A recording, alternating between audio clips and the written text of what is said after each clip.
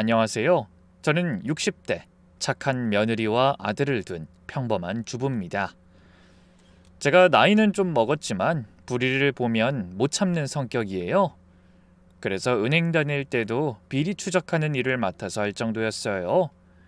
근데 얼마 전에 저한테 불씨를 지핀 엄청난 사건이 있었어요. 돈 믿고 약한 사람만 괴롭히는 비겁한 인간을 보고 통쾌한 복수를 끝내고 왔는데요. 호랑이가 꼬리 내리는 그 모습을 여러분께 들려드리려 해요. 은행에서 20년 넘게 일하다가 정년퇴직한 지도 벌써 10년이 다 됐네요. 남편은 암투병 끝에 먼저 하늘나라로 떠났고 지금은 아들 내외 근처에서 살고 있답니다. 사실 남편이 떠난 후에 우울증이 심하게 왔었어요. 평생을 함께한 사람이 없다는 게 이렇게 힘들 줄 몰랐거든요. 밥도 제대로 못 먹고 방에만 있었죠. 그런 저를 다시 일으켜 세운 게 바로 우리 며느리였어요. 우리 며느린 정말 자랑할 게 많은 아이예요. 어느 날 퇴근한 아들이 현관문을 열자마자 소개해줄 사람이 있다며 며느리를 데리고 왔는데 얼마나 놀랐는지 몰라요. 그날 저녁 아들이 데려온 여자는 제 예상을 완전히 뛰어넘는 사람이었어요. 단정한 차림에 예의 바른 모습, 무엇보다 맑은 눈빛이 인상적이었죠. 28살, 초등학교 교사라고 수줍게 자기소개하는데 아이들을 향한 사랑이 눈에서 뚝뚝 떨어지더라고요. 그때 며느리가 수줍게 웃으며 건넨 꽃다발이 아직도 생생해요. 노란 프리지아 꽃다발이었는데 제가 좋아하는 꽃이 뭔지 아들한테 미리 물어봤다더라고요. 어머, 이렇게 예쁜 꽃을 내가 프리지아 정말 좋아하는데. 고마워요. 꽃 선물은 기분이 좋잖아요. 받아주셔서 제가 더 감사해요. 첫 만남부터 호감이 갔어요. 밥 먹는 내내 제 이야기를 귀 기울여 들어주고 적절하게 반응해주는 게 참 똑똑한 아이구나 싶었죠. 결혼하고 나서도 주말마다 빠짐없이 찾아왔어요. 요즘 며느리들이 시댁 가는 걸 그렇게 싫어한다던데 우리 며느린 정말 다르더라고요. 어머니, 뭐 도와드릴 거 없어요? 저번에 김장 준비하신다고 들었는데. 늘 이렇게 먼저 물어보고 김장철에는 팔 걷어붙이고 나서서 도와주고요. 명절 때도 한마디 투덜대지도 않고 묵묵히 아침부터 와서 도와줬어요. 아유, 며느리가 이렇게 일 잘하면 내가 할 게 하나도 없네. 고마워. 저 시집 오기 전에 친정 엄마한테 특훈 받았어요. 전 부치는 거랑 김치 담그는 거. 어머나, 그래? 네, 그 엄마가 그러시더라고요. 요즘 시대가 바뀌었어도 기본은 할 줄 알아야 한다고. 참 가정교육 잘 받은 아이구나 싶었죠. 정말 딸이 있었다면 이런 느낌일까 싶을 정도로 예쁜 아이예요. 며느리와 사이가 돈독해진 건 남편이 암투병 끝에 떠나고 한 달쯤 지났을 때였죠. 저는 그때 완전히 무너져 있었어요. 아들은 어떻게 위로해야 할지 몰라 전전긍긍하기만 했고요. 그러던 어느 날 아침부터 며느리가 와서 조용히 제 방문을 두드렸어요. 어머님, 일어나셔서 이것만 좀 드세요. 전복죽이에요. 민서야, 난 괜찮아. 그냥 나가. 그때 며느리가 갑자기 제 손을 꼭 잡더니 눈물을 뚝뚝 흘리는 거예요. 어머님, 저도 아빠를 5년 전에 암으로 잃었어요. 그때 엄마가 어머니처럼 아무것도 못 드시고 쓰러지셨어요. 제가 그때 얼마나 무서웠는지 몰라요. 엄마마저 잃을까봐. 그 말에 제가 펑펑 울었어요. 며느리도 같이 울면서 저를 꼭 안아줬죠. 그날 이후로 며느린 매일 아침 제 방에 와서 함께 아침을 먹었어요. 가장 감동적이었던 건 며느리가 남편 제사상을 직접 차렸을 때였어요. 어머님, 제가 아버님 좋아하시던 음식 여쭤봐서 다 준비했어요. 민서야, 어떻게 이런 것까지... 그때 생각했어요. 진짜 이런 며느리가 저한테 와줘서 너무 감사하다고요. 우리 아들은 구청 민원실에서 일하는 7급 공무원이에요. 사실 대기업 들어가겠다고 큰 소리 쳤는데 현실은 녹록지 않았죠. 고시생 생활을 하다가 5년 준비 끝에 합격해서 안정적인 직장을 갖게 됐어요. 아들은 성실하고 착한 건 좋은데 집에만 가면 영 다른 사람이 돼버리더라고요. 퇴근해서 집에 들어오자마자 컴퓨터 앞에 앉아 게임을 시작하는 게 일상이었죠. 요즘 젊은 사람들이 즐겨한다는 게임인데 그게 그렇게 재밌나 봐요. 며느리가 늦게 들어와도 고개 한번 돌리지 않고 너무 무심해 보이더라고요. 한 번은 제가 아들한테 혼을 내며 그랬어요. 아니, 넌 아내하고 대화도 좀 하고 그래야지. 게임만 하고 어쩜 이렇게 무심해? 그 사람은 알아서 잘해요. 제가 뭐 물어보면 오히려 부담스러워해요. 이 녀석이 둔한 건지 배려가 없는 건지. 제가 보기엔 며느리가 학교에서 힘든 일이 있어도 며느리는 늘 혼자 삭히는 것 같았어요. 제가 물어도 늘 웃으면서 대답했어요. 괜찮아요. 아이들이 너무 예뻐서 힘든 것도 있게 돼요. 그런데 최근 들어 뭔가 달라진 게 느껴졌어요. 평소보다 일찍 지치는 것 같고 얼굴에 그늘이 져 있다고 할까요? 주말에 와서도 예전처럼 밝게 웃지 않고 뭔가 어두운 짐을 지고 있는 것 같은 표정이었죠. 다행히 부부 사이는 나쁘지 않아 보였어요. 아들이 무심한 건 있지만 기본적으로 며느리를 아끼긴 하거든요. 그러던 어느 날이었어요. 찬바람이 불기 시작할 무렵이었죠. 며느리가 금요일 저녁에 왔다가 토요일 아침 일찍 친정에 간다고 나갔는데 현관에 운동화를 두고 간 거예요. 아이고, 얘가 또 이걸 두고 갔네. 사실 며느리가 깜빡깜빡하는 게 한두 번이 아니에요. 한 번은 핸드폰을 두고 가서 헐레벌떡 다시 온 적도 있고 지갑을 놓고 가서 제가 택시 타고 가져다 준 적도 있죠. 전 원래 깔끔한 성격이라 더러운 걸 못 봐요. 은행에서 일할 때도 책상 정리를 제일 잘한다고 소문났을 정도죠. 서류는 각도까지 맞춰서 정리했답니다. 그런데 며느리 운동화를 들어보니 이렇게 더러운 걸 신고 다녔나 의아했어요. 평소 며느린 굉장히 깨끗한 아이였거든요. 화장도 단정하게 하고 옷도 늘 깔끔하게 입고 다니죠. 그런데 운동화가 마치 진흙탕을 헤치고 온 것처럼 더러웠어요. 심지어 이상한 냄새까지 났죠. 곰팡이 냄새 같기도 하고 오래된 지하실 같은 퀴퀴한 냄새였죠. 도대체 어딜 다녀온 거야? 운동화를 세탁기에 넣으려고 깔창을 빼는데 왼쪽 깔창이 이상하게 두꺼웠어요. 깔창을 들어 올리는 순간 바스락 소리와 함께 뭔가 떨어졌어요. 처음엔 그냥 휴지 조각인 줄 알았죠. 그런데 노란색 포스트잇이었어요.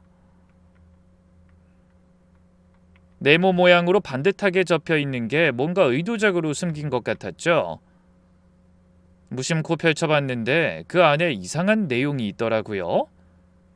금요일 5시 학교 뒤 창고. 분명 며느리 글씨는 아니었어요. 며느린 동글동글 귀여운 글씨체인데 이건 날카롭고 각진 글씨였어요. 이게 뭐지? 심장이 내려앉았어요. 왜 며느리 신발 속에 이런 쪽지가 들어있는 걸까? 애들이 장난으로 넣었나 싶어서 처음엔 대수롭지 않게 생각했어요.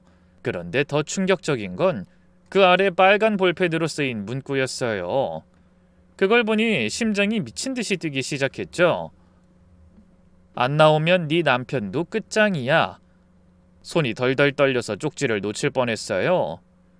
쪽지를 다시 보니 구석에 말린 핏자국 같은 얼룩도 있었어요. 하지만 그 붉은 얼룩이 주는 위협감은 충분했죠. 우리 며느리가, 그 착한 아이가 도대체 무슨 일에 휘말린 걸까? 쪽지를 발견한 후 저는 지난 몇 주간의 일들을 되짚어보기 시작했어요. 그러고 보니 이상한 점들이 하나둘 떠오르더라고요. 일단 며느리가 금요일마다 유독 늦게 들어왔어요. 평소엔 4시면 끝나는 학교인데 금요일만 되면 8시가 되어서야 집에 왔죠. 한 달 전쯤에도 금요일 저녁에 며느리가 들어왔는데 얼굴이 창백했어요. 얘, 무슨 일 있었어? 얼굴이 왜 그래? 병원 가봐야 하는 거 아니야? 아니에요, 어머님. 조금 어지러워서요. 그때 며느리 옷에서 이상한 냄새가 났어요. 지금 생각해보니 운동화에서 났던 그 퀴퀴한 냄새와 비슷했던 것 같아요. 그리고 최근에 현금을 많이 찾는 걸 봤어요. 2주 전에 같이 시장 가는 길에 은행 ATM기에 들렀는데 50만 원을 찾더라고요. 얘야, 요즘 다 카드 쓰는데 현금을 왜 이렇게 많이 찾아? 그냥 학교에서 회비 같은 거 낼 일이 있어서요. 50만 원이나 되는 회비가 뭐가 있어? 여러 가지가 겹쳤어요. 맞다. 그 체육대회 준비 비용도 있고요. 그때도 어색하게 웃으며 둘러댔죠. 그런데 더 이상한 건 일주일 뒤에 또 ATM기에서 30만 원을 찾는 걸 봤다는 거예요. 가장 이상했던 건 핸드폰을 손에서 놓지 않았어요. 메시지 올 때마다 깜짝깜짝 놀라는 것 같았고 화장실에 갈 때도 들고 갔어요. 민서야, 요즘 학교에서 연락 많이 와? 네, 그 학부모님들이 좀 많이 연락하세요. 요즘 학부모님들은 24시간 연락해요. 그리고 며칠 전엔 눈가가 빨갛게 부어있는 날이 있었어요. 민서야, 너 울었니? 왜? 우리 애가 서운하게 했어? 아니에요, 어머님. 어젯밤에 드라마 보다가 너무 슬퍼서 좀 울었어요. 꽃가루 알레르기라고 했다가 드라마 보고 울었다고 했다가 핑계가 매번 달랐어요.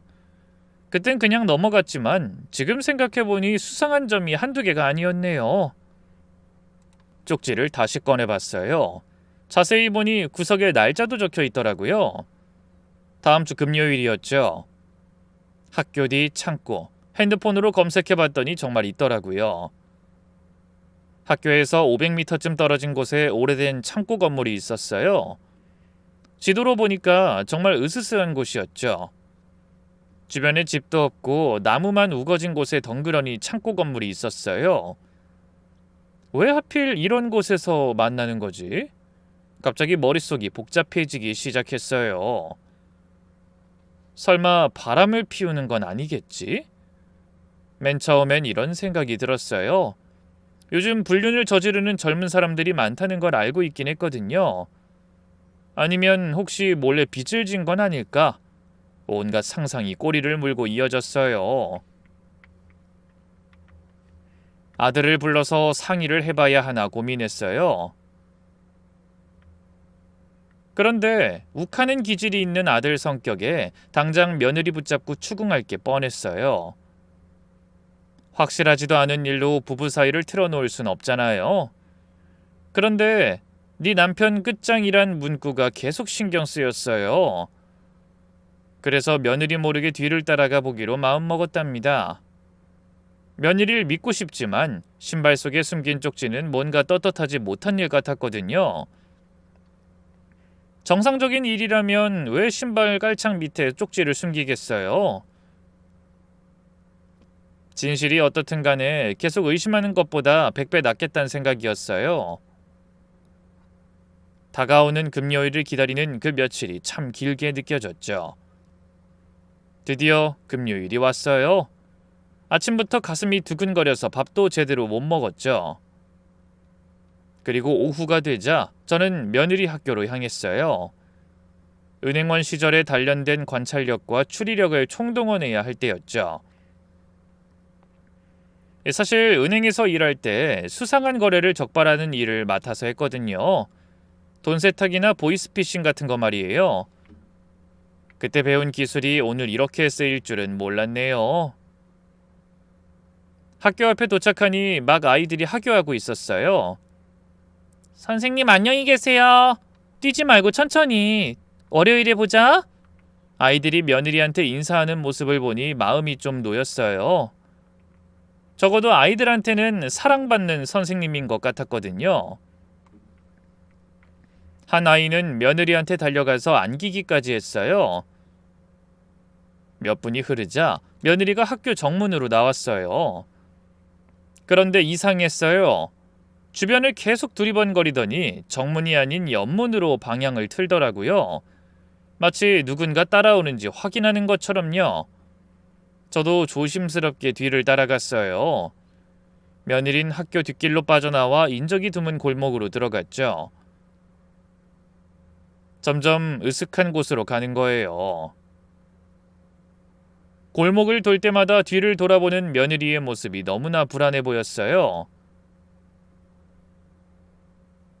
10분쯤 걸었을까요? 정말로 낡은 창고 건물이 나타났어요. 주변엔 잡초만 무성하고 깨진 유리창에 녹슨 철문, 도저히 사람이 올 것 같지 않은 곳이었죠.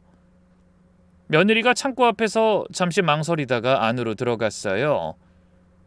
저는 창고 근처 전봇대 뒤에 숨어서 지켜봤어요. 그때 정말 심장이 밖으로 튀어나오는 줄 알았답니다. 그때 검은색 외제차가 나타났어요. 차에서 내린 사람은 40대로 보이는 여자였어요.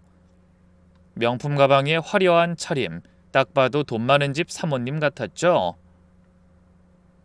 선글라스를 쓰고 있었는데 걸음걸이부터가 도도해 보였어요. 그 여자가 창고 안으로 들어가더니 곧 며느리와 함께 나왔어요. 며느린 고개를 숙이고 있었고 그 여잔 팔짱을 끼고 거만하게 서 있었죠. 제 시간에 왔네, 김 선생. 며느리를 부르는 말투가 완전히 깔보는 투였고요. 마치 하인대하듯 했어요. 네, 왔습니다, 어머니. 며느리 목소리가 떨리고 있었어요. 너무 작아서 거의 들리지 않을 정도였죠. 우리 세율이 다음 주 발표회에 있는 거 알죠? 당연히 1등 해야겠지? 어머님, 그건 제가 결정할 수 있는 게 아니에요. 모두 열심히 준비했고 공정하게. 공정? 미치겠네. 그 여자가 비웃음을 터뜨렸어요. 그 웃음소리가 어찌나 불쾌했는지 몰라요. 네가 뭘 안다고 공정을 따져? 내가 한마디만 하면 넌 끝이라고 알아? 하지만 어머님, 이건 교육적으로도 그렇고. 교육? 웃기지 마. 너 같은 애송이가 뭘 안다고 교육을 논해? 우리 세율이 생활기록부에 학급 회장했다고 써넣어. 발표에 수상기록도 다 추가하고.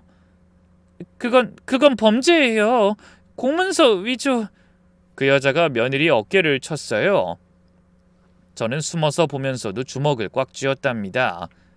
범죄? 너야말로 교사 자격 없는 거 아니야? 우리 세율이가 발표 연습하다가 목이 아프다고 했는데도 계속 시킨 거. 그거 아동학대 아니야? 신고할까? 그런 적 없어요. 세율이가 더 하고 싶다고 해서. 닥쳐! 내가 교육청에 민원 넣으면 어떻게 될 것 같아? 아무것도 모르는 신규 교사가 우리 애 괴롭혔다. 애가 선생님 무섭다고 학교 가기 싫어한다. 이렇게만 써도 넌 끝이야. 그렇게 열심히 공부해서 선생 됐는데 한 번에 끝장날 수도 있다고. 그 다음에 들은 말은 더 충격적이었어요. 제 귀를 의심할 정도였죠. 그리고 말이야, 네 남편이 구청 민원실에서 일한다며? 며느리가 깜짝 놀라서 고개를 들었어요. 왜 여기서 남편 얘기를... 내가 너에 대해 모르는 게 없단 뜻이야. 남편 이름 김진성, 35살, 7급 공무원, 맞지? 그걸 어떻게... 내일 당장 찾아가 볼까? 공무원이 민원인한테 돈 받았다고 소문내면 어떻게 될까? 봉투 하나 들고 가서 CCTV에 찍히게 한 다음 뇌물 받았다고 신고하면 바로 감사 들어가고 난리 나겠지. 평생 직장 잃을 수도 있겠네. 그런 거짓말을 왜... 제 남편은 잘못 없어요. 저랑 아무 관계 없다고요. 거짓말? 내가 증거를 만들면 그게 다 진실이 되는 거야. 너희 시어머니도 은행원 출신이라며? 은행 다닐 때 고객돈 빼돌렸다고 신고하면 늙은 나이에 검찰 조사 받으러 다니는 꼴 보면 재밌겠네. 너 때문에 온 가족 무너지는 거야. 너 때문에. 그 순간 며느리가 무릎을 꿇었어요.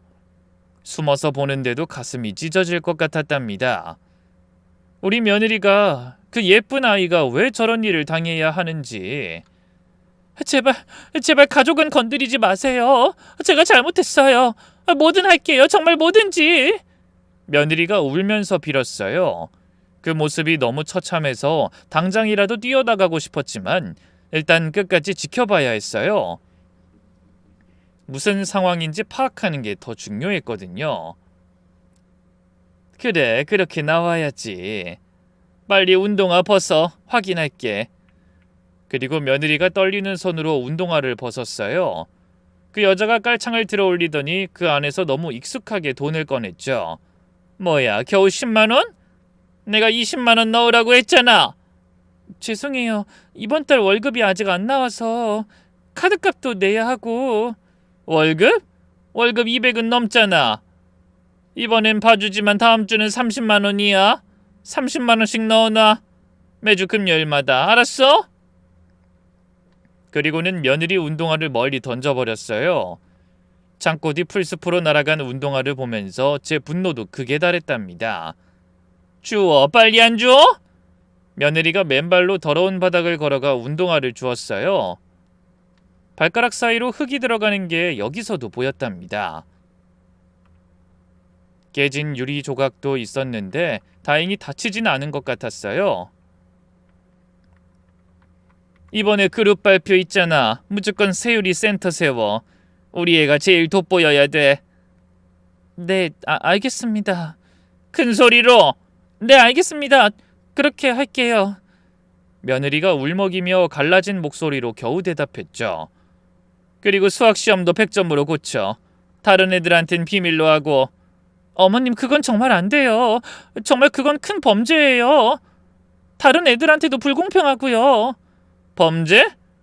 그리고 세상은 원래 불공평한 거야. 있는 집 애들이 더 좋은 대접받는 게 당연한 거지. 너도 나중에 애 낳으면 알게 돼. 그 여자가 며느리 머리카락을 잡아당겼어요. 다음 주 금요일 30만 원 잊지 마. 그리고 네가 혹시라도 이 일을 누구한테 말하면 너희 가족 다 박살낼 거야. 남편 직장에서 해고되게 만들고 시어머니는 은행 비리로 고소하고 넌 아동학대 교사로 언론에 터뜨릴 거야. 네, 아무한테도 말 안 할게요. 참, 우리 남편이 누군지 알아? 이 지역 건설업 다 손에 쥐고 있는 사람이야. 구청장이랑도 친하고 교육감하고도 골프 치는 사이라고. 너 같은 신규 교사 하나 자르는 건 일도 아니야. 그 여자가 가고 나서도 며느린 한참을 그 자리에 서 있었어요. 어깨가 들썩이는 걸 보니 울고 있는 것 같았죠. 그러다 며느리가 길가에 주저앉았어요. 그리고는 큰 소리로 울기 시작했죠. 엄마, 엄마. 며느리가 엄마를 부르며 우는 모습에 제 마음도 무너져 내렸어요. 당장이라도 달려가서 안아주고 싶었지만 일단 참았어요. 그날 밤 집에 돌아온 며느리는 아무 일 없었다는 듯 웃으며 저녁을 같이 만들었어요. 민서야, 요새 학교는 어때? 별일 없어? 혹시 힘든 일 있으면. 좋아요. 아이들이 착해서. 거짓말하는 며느리를 보니 마음이 더 아팠어요.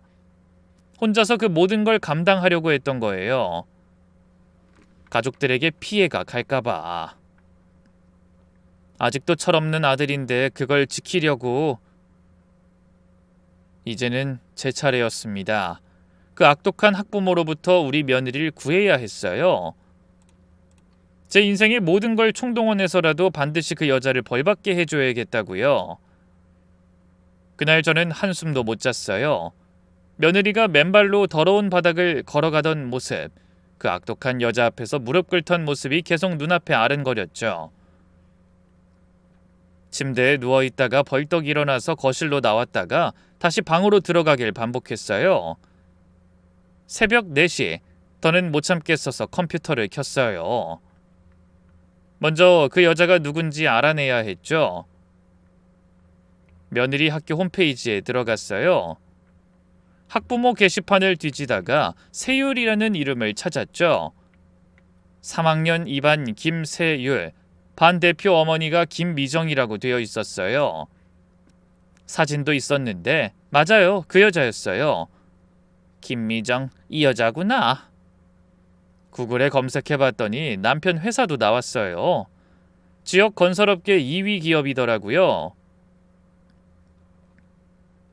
회사 홈페이지를 들어가 보니 최근에 구청 발주 사업을 연달아 수주했다는 보도자료가 있었어요. 그러다가 흥미로운 기사를 하나 발견했죠. 작년에 이 회사가 입찰비리 의혹으로 검찰 조사 받았다가 증거 불충분으로 무혐의 처리됐다는 내용이었어요. 거기엔 더 이상한 점이 있었죠. 처음 제보했던 내부 직원이 갑자기 제보를 철회하고 회사를 그만뒀다는 거예요. 이 여자 평소에도 이런 식으로 협박을 일삼았겠구나. 더 검색하다가 2년 전 지역신문 기사를 찾았어요. 초등학교 학부모 갑질 논란, 교사 집단 항의했지만 무마. 학교 이름까지는 나오지 않았지만 시기와 지역으로 봐서 그 여자일 가능성이 컸어요. 저는 결심했죠. 며느리에겐 제가 알고 있다는 걸 절대 말하지 않기로요. 사실 며느리를 더 잘 알게 되면서 깨달은 게 있어요. 아마 시어머니가 자기 때문에 걱정하고 있다는 걸 알면 오히려 더 숨기고 무엇보다 죄책감까지 더해지면 정말 무너질 수도 있겠다 싶었죠. 게다가 그 악독한 여자가 제가 개입한 걸 알면 어떻게 나올지. 시어머니까지 나섰네. 그럼 더 세게 나가야겠구나 하고 더 잔인하게 굴 수도 있을 거란 생각이 들었습니다. 며느리를 인질로 잡은 것과 다름없으니까요. 전 모르는 척하면서 뒤에서 조용히 해결 방법을 찾아야 했어요. 며칠 뒤 후배로 일하던 정희를 만났어요.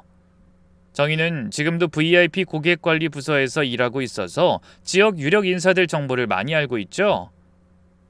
우리가 자주 가는 카페에서 몇 년 만에 다시 만났어요.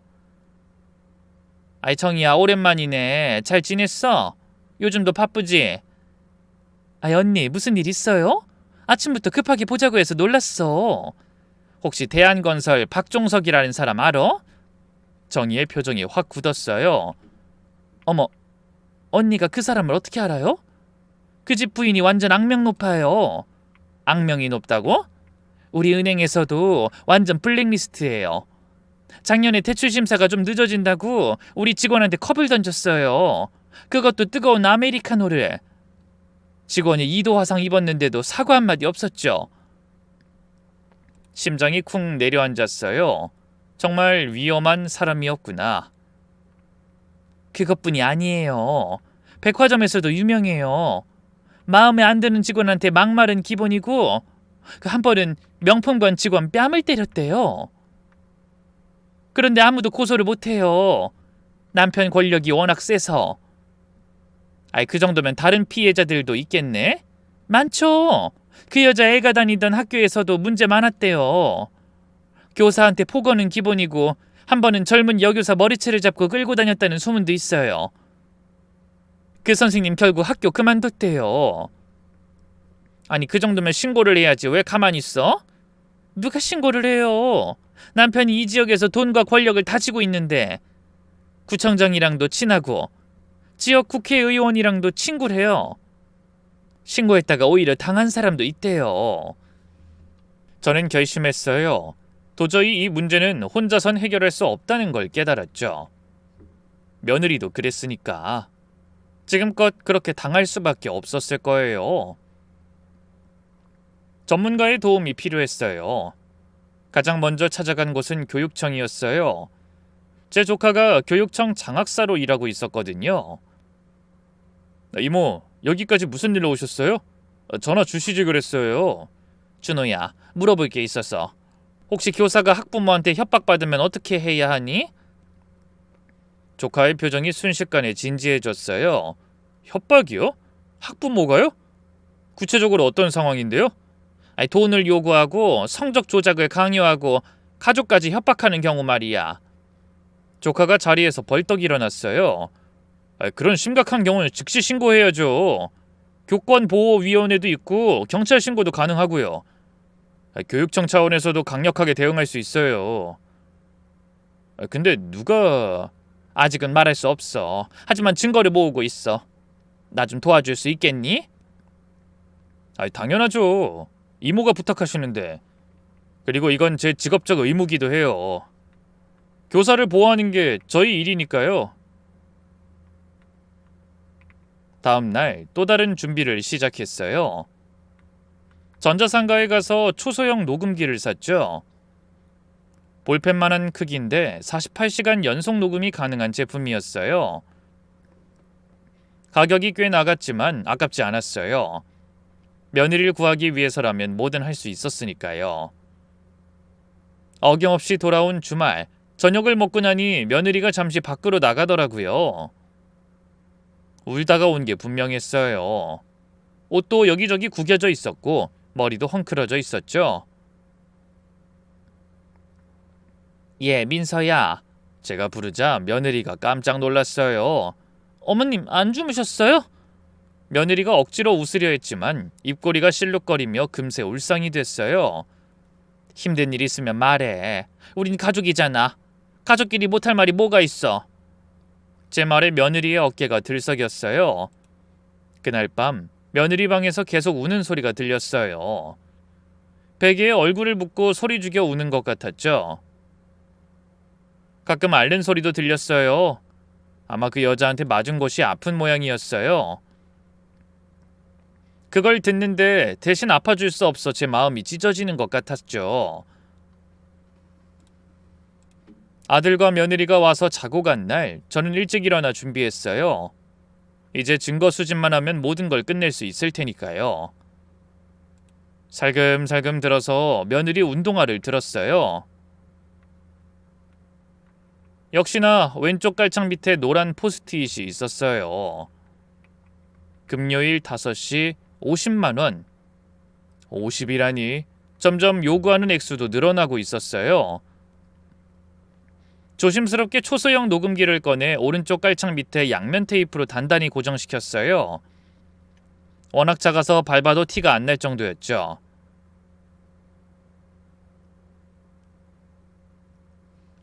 아침 일찍 며느리가 일어났어요. 눈이 퉁퉁 부어 있었지만 세수하고 나니 어제보다는 좀 나아 보였어요.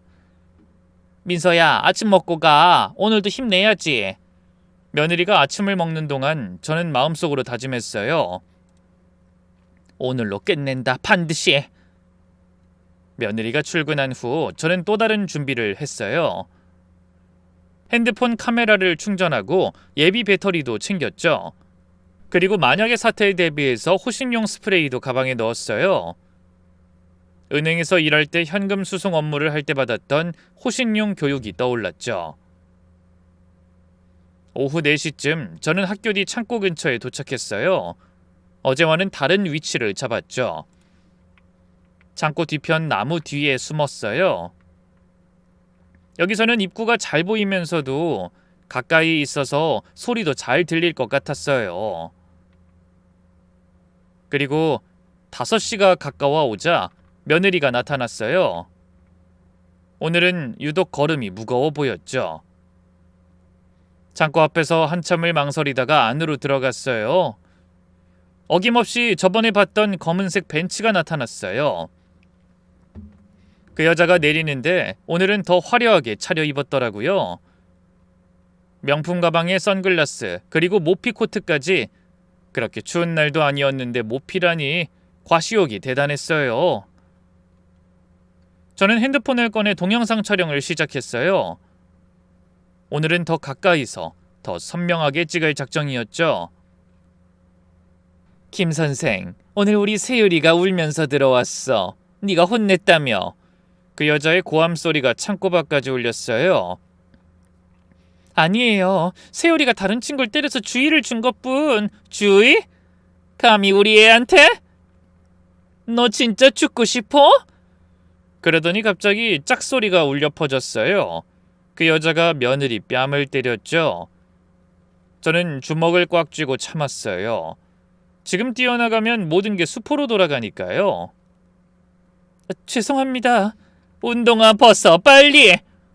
며느리가 떨리는 손으로 운동화를 벗었어요. 그 여자가 깔창을 들어 올려 돈을 확인했죠. 50만 원 맞네. 그럼 다음 주부턴 70만 원이야. 70만 원은 말도 안 돼요.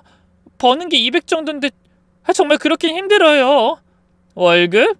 너희 시어머니가 연금 많이 나온다며. 거기서 좀 빼와. 어머님 돈을 건들 순 없어요. 그건 어머님 노후자금이에요. 팍! 다시 또 소리가 났어요. 이번엔 반대쪽 뺨을 때린 것 같더라고요. 말 대답하지 마. 그리고 네가 거절할 수 있는 입장인 줄 알아? 네 남편 구청에서 잘리게 하고 싶어? 내가 민원 하나만 넣으면 감사 들어가는 거 알지? 제발 가족은 건드리지 마세요. 그럼 시키는 대로 해. 그리고 다음 주 화요일에 교육청에서 학교 평가 나온다며. 네. 세율이 발표도 맡아서 하게 해. 안 그럼 네 남편 끝장이야. 그때 그 여자가 더 충격적인 말을 했어요. 그리고 하나 더. 세율이 수학 시험지 다시 채점해. 무조건 100점 만들어서 와. 그건 성적 조작이에요. 안 하면 네가 먼저 범죄자가 될 거야. 내가 애한테 시킬 거거든. 뭐라고요? 요즘 그런 거 조작하기 쉬워. 애가 당했다고 하면 네 말 믿어주겠니? 너 같은 신규 교사는 바로 파면이지. 평생 꼬리표 달면서 살고 싶으면 정의롭게 살고. 며느리가 바닥에 주저앉았어요. 제발, 전 아이들을 정말 사랑해요. 그런 소문이 나면 전 죽은 목숨이에요. 그럼 내 말 잘 들어. 이제 더는 미룰 수 없다고 판단했어요. 아들을 불러야 했죠. 며느리가 친정에 간 날, 집에는 저와 아들뿐이었어요. 거실에 아들을 앉혀놓고 커피를 한 잔 따라줬죠. 아들이 평소와 다른 분위기를 눈치챘는지 조심스럽게 물었어요. 엄마, 무슨 일 있어요? 표정이 심상치 않은데. 심호흡을 한번 하고 입을 열었어요. 어디서부터 어떻게 설명해야 할지 막막했지만 처음부터 차근차근 이야기하기 시작했죠.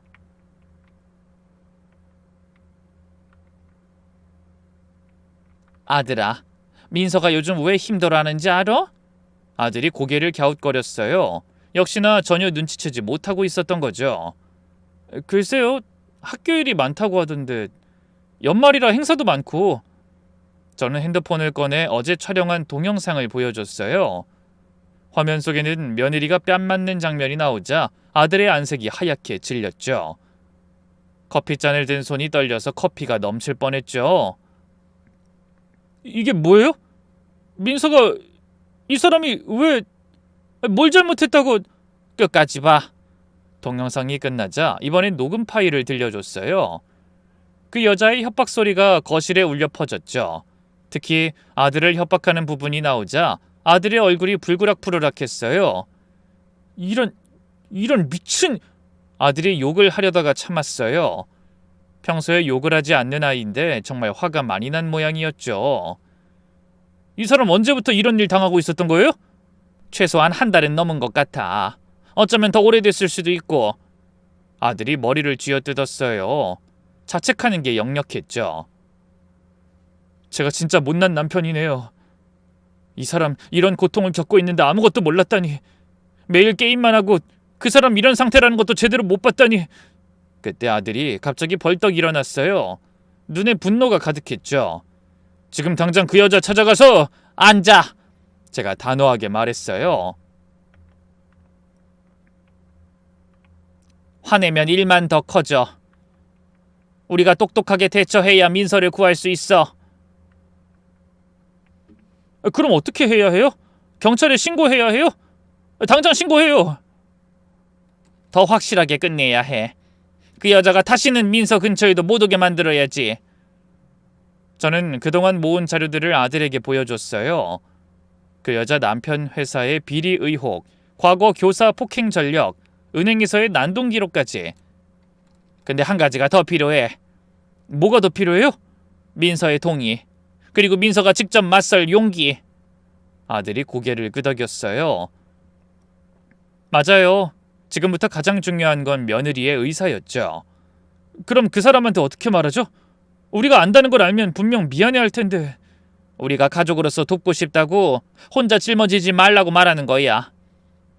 일요일 저녁, 며느리가 친정에서 돌아왔어요. 표정이 좀 나아 보였지만 여전히 피곤해 보였죠. 저녁을 먹고 나서 저와 아들이 며느리를 불렀어요. 민서야, 할 말 있어. 며느리가 불안한 표정으로 앉았어요. 뭔가 눈치챈 것 같기도 했죠. 아들이 먼저 입을 열었어요. 그런데 말을 시작하자마자 울먹이기 시작했죠. 여보, 미안해. 정말 미안해. 내가 너무 못난 남편이었어. 왜 그래? 무슨 일이야? 그때 제가 녹음 파일을 틀었어요. 그 여자의 목소리가 나오자 며느리의 얼굴이 사색이 됐죠. 어떻게 이걸... 내가 봤어.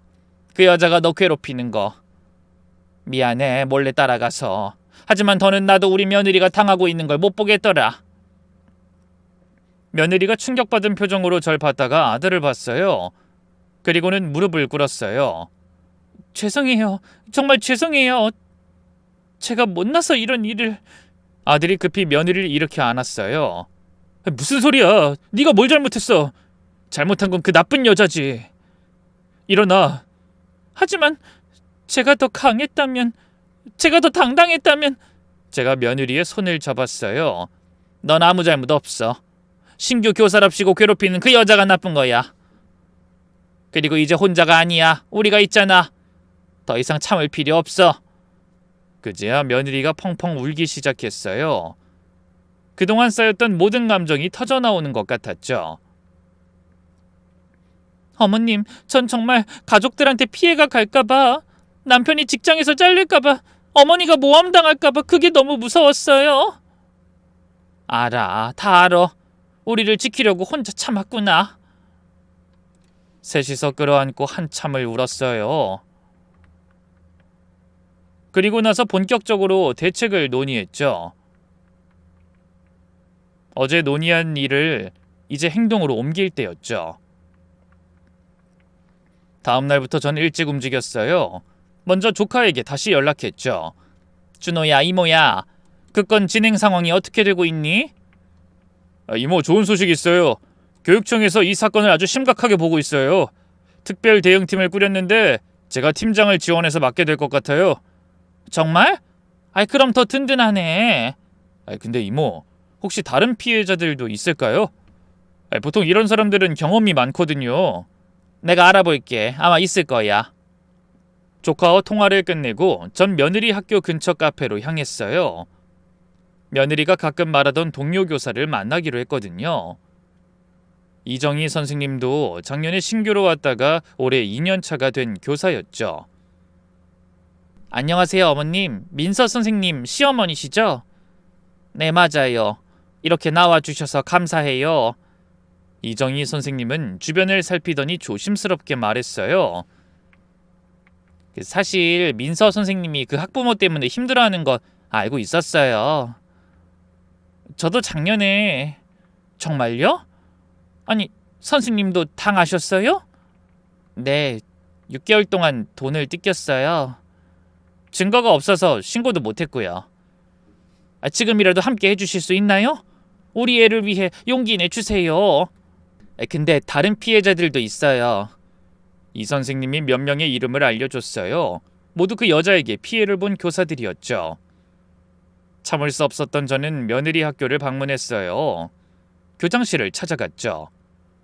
교장은 50대 후반의 남자였는데 친절하게 응대를 하는 것 같았지만 뭔가 피곤해 보였어요.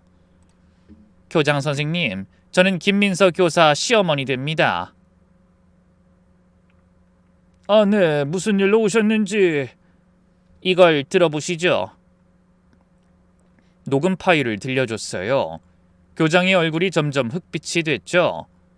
특히 성적 조작을 요구하는 부분이 나오자 식은땀까지 흘렀어요. 이런 일이... 제가 전혀 몰랐습니다. 정말 몰랐나요? 그 학부모가 학교에서 얼마나 설쳤는지 몰라요? 교장이 고개를 떨궜어요. 사실 학교 시설 공사를 많이 지원해줘서 저희도 눈 감아준 부분이 있습니다. 그래서 신규 교사가 희생양이 된 거군요. 죄송합니다. 정말 죄송합니다.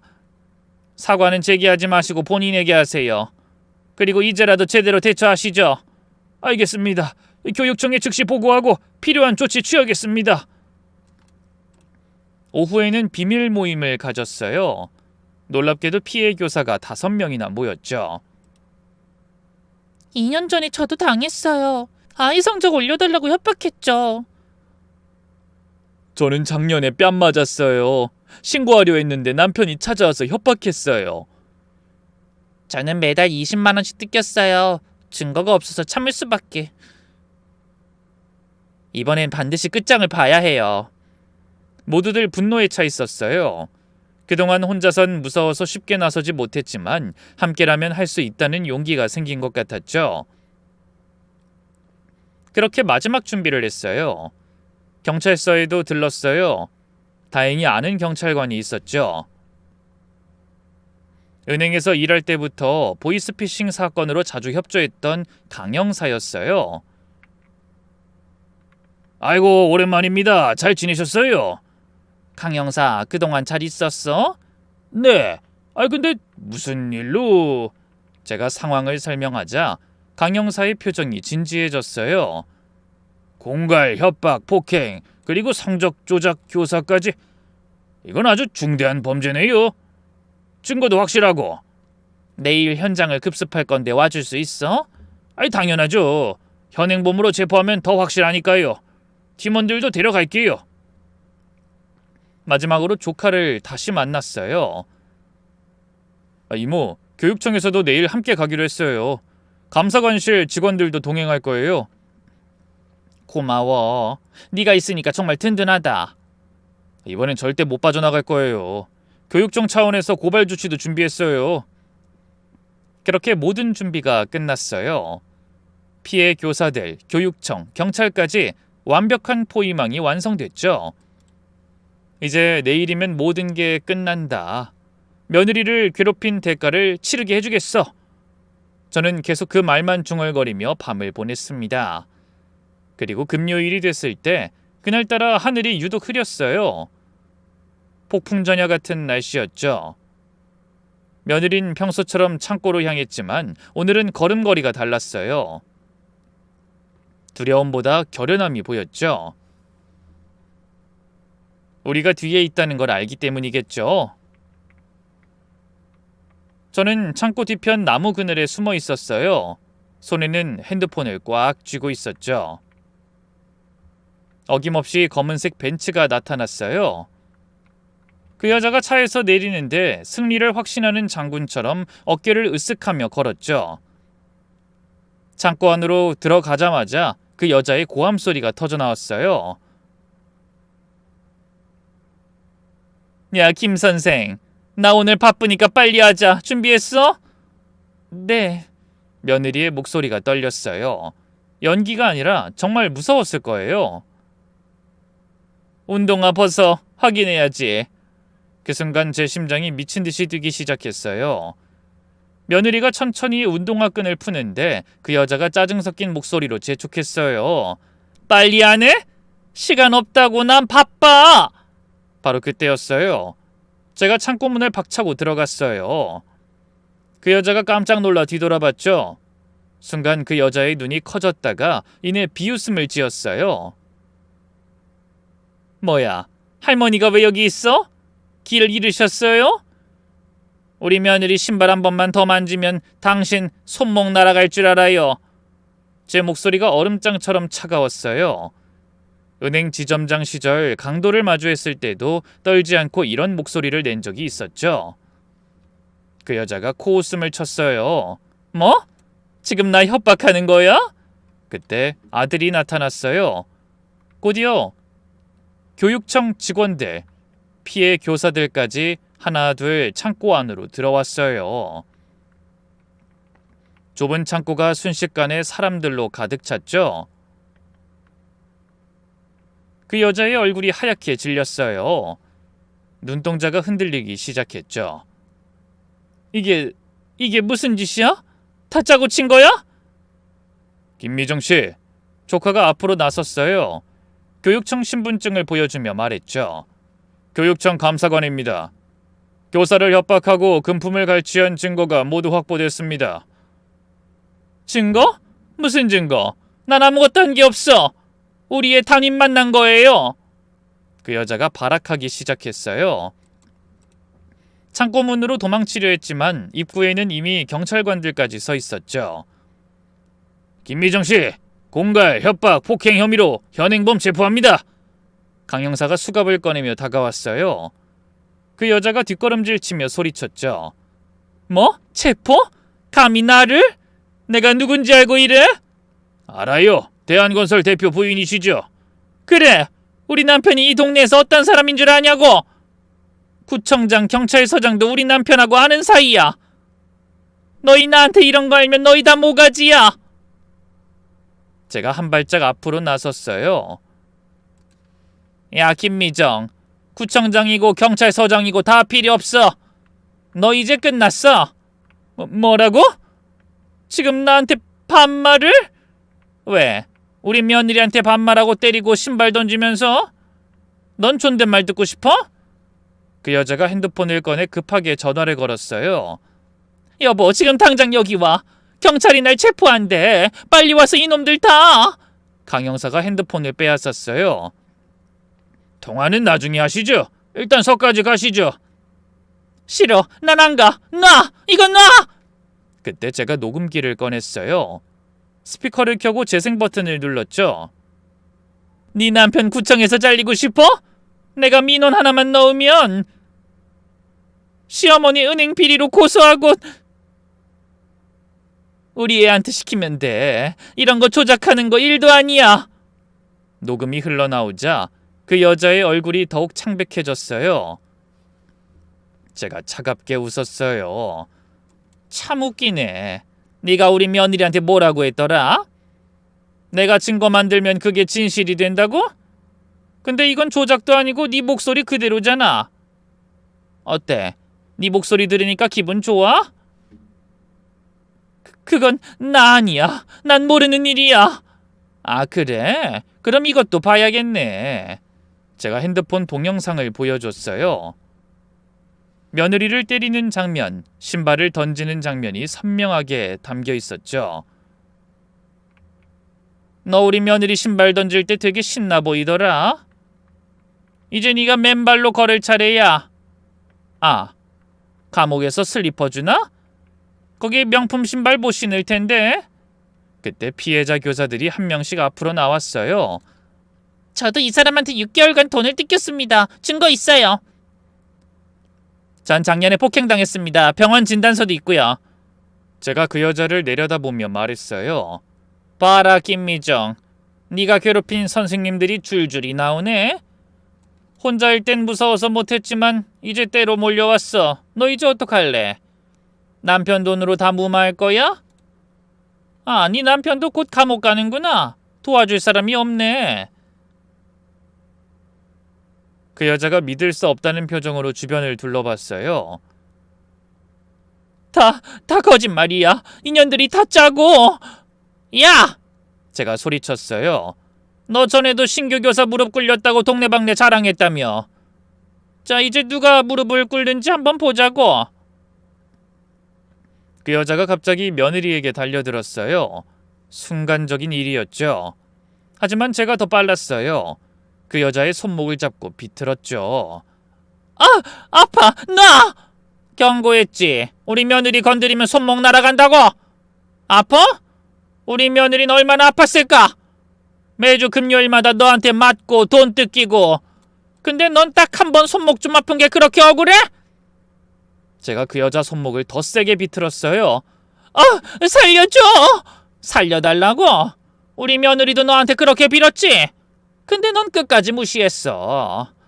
빨리 사과해! 우리 며느리한테 무릎 꿇고 사과하라고! 미친... 난 무릎 안 꿇어. 뭐? 미친년? 그래, 난 미쳤다. 우리 며느리 괴롭힌 년 때문에 미쳤지? 빨리 사과 안 해? 확 그냥 손목 부러뜨려 줄까? 미안해요. 잘못했어요. 용서해 주세요. 제가 손을 놓자 그 여자가 바닥에 쓰러졌어요. 김미정, 잘 들어. 너 같은 쓰레기가 선생님 위에 있는 줄 알았지? 돈이면 다 되는 줄 알았고. 근데 큰 착각이야. 오늘부로 넌 그냥 전과자야. 애들이 세율이 엄마 감옥 갔다고 평생 수근거릴 거야. 어때? 자식한테 그런 엄마 된 기분이? 그때 밖에서 급브레이크 소리가 들렸어요. 너희 남편 왔나 보네. 부부가 나란히 수갑 차는 거 보기 좋겠다. 강 형사가 재빨리 그 여자를 제압했어요. 폭행 미수까지 추가되겠네요. 이제 정말 끝이에요, 김미정 씨. 그때 밖에서 급브레이크 소리가 들렸어요. 그 여자 남편이 도착한 모양이었죠. 뭐야, 내 아내한테 뭐 하는 짓이야? 남편이 헐떡이며 들어왔어요. 그런데 교육청 직원들과 경찰을 보더니 당황한 기색이 역력했죠. 갑자기 태도를 바꾸면서 교활한 미소를 짓더라고요. 이게 무슨 상황이... 대화로 하시죠. 박정석 씨도 함께 가셔야겠네요.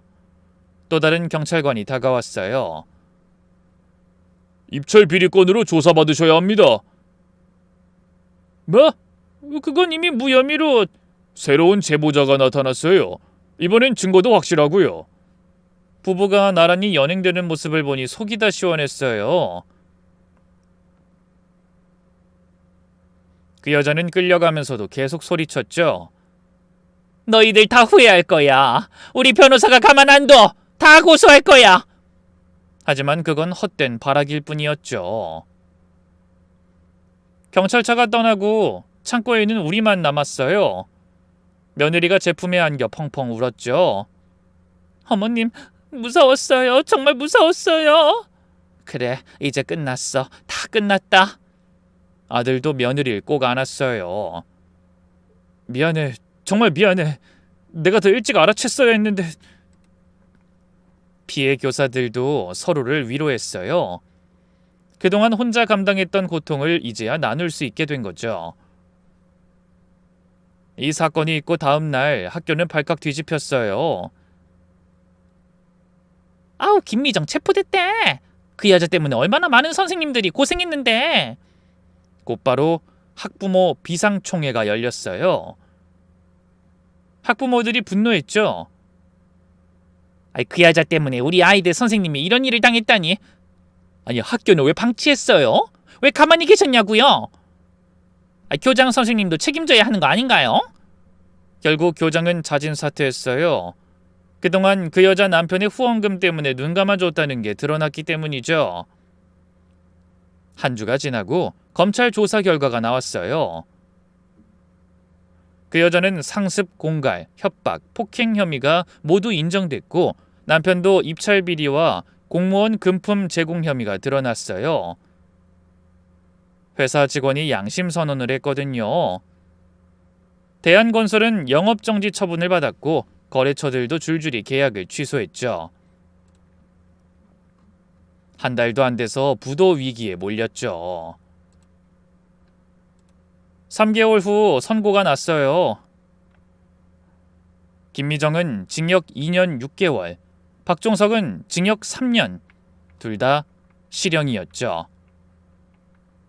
법정에서 울부짖었지만 소용없었어요. 법원을 나오면서 며느리가 제 손을 꼭 잡았어요. 어머님 아니었으면 전 정말 못 견뎠을 거예요.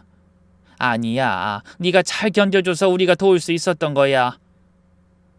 그 일이 있고 봄이 왔어요. 학교에는 새로운 교장이 부임했고 교사 보호 시스템이 더 확실히 만들어졌죠. 며느리도 완전히 달라졌어요. 예전의 밝은 미소를 되찾았죠. 어머님, 가끔 그때 일 생각하면 아직도 꿈만 같아요. 어머님이 그 쪽지를 발견하지 못했다면, 절 구해주지 않았다면 전 아마 교사도 그만뒀을 거예요. 비록 이 쪽지가 악몽의 시작이었지만 동시에 우리 가족이 더 끈끈해진 계기가 됐어요. 그리고 얼마 전엔 더 좋은 소식이 들려왔어요. 어머님, 저 임신했어요. 정말? 너무 기뻐서 며느리를 꼭 안았어요. 3개월이에요. 그동안 스트레스 받아서 말 못했는데 이제 안정기에 들어섰대요. 아이고, 우리 손주를 곧 보겠구나. 아들도 정말 많이 달라졌어요. 게임도 끊고 퇴근하면 바로 와서 며느리를 도와줬죠. 육아책도 산더미처럼 쌓아두고 열심히 읽었어요. 내가 최고의 남편이자 아빠가 될 거야. 돌이켜보니 저는 평생 불의를 보면 못 참는 성격을 단점이라고만 생각했어요. 때론 손해보는 일도 많았죠. 하지만 이번 일로 깨달았어요. 제 이런 성격이 우리 며느리를 구할 수 있었다는 걸요. 앞으로도 저는 불의를 보면 못 참을 것 같긴 해요. 이제는 그게 제 자랑이 된 것 같기도 해요. 아직도 세상엔 약한 사람만 골라서 괴롭히는 비겁한 인간이 너무 많아요. 권력 믿고 돈 믿고 약자를 괴롭히는 인간들이요. 그래서 누군가는 나서서 싸울 필요가 있다는 생각도 듭니다. 여러분도 이런 인간은 절대 만나지 마시고 좋은 사람들과 서로를 지켜주고 사랑하면서 함께 살아가시길 바랍니다. 긴 이야기 들어주셔서 감사합니다.